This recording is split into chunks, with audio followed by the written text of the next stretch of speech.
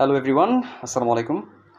তো এটা আমার প্রথমবার ক্যামেরার সামনে আসা, কারণ আমি নিজেও অত ক্যামেরা ফ্রি না।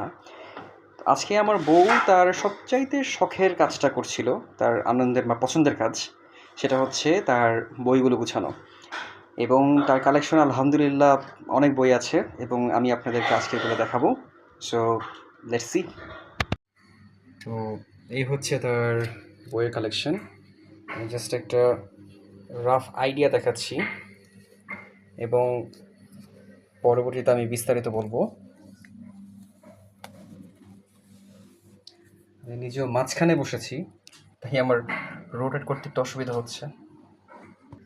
প্রথমে আসি আমাদের রবি ঠাকুরের চোখের বালি, গল্পগুচ্ছ এগুলো নিয়ে। তারপর আসলো এখানে কিছু বিভিন্ন রাইটারের বই আছে, যেমন শরৎচন্দ্র, সুকুমার, সুনীল গঙ্গোপাধ্যায়, বিভিন্ন কিশোর উপন্যাস এগুলো।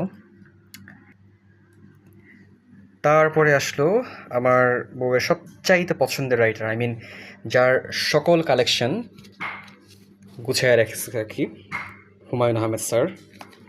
তো তার সব কালেকশন সে গুছায় রাখছে আলহামদুলিল্লাহ। এবং মজার বিষয় হচ্ছে বইগুলো একেবারে ছোটোবেলায় কেনা হয়েছিল, যখন ও স্কুলে পড়তো তখন থেকে সে গুছায় রাখছে এগুলো। তো এখানে দেখা যাচ্ছে শুভ্র, এবং সেই সাথে নন্দিত নরকে, দুই দুয়ারি, আরও কিছু বই আছে।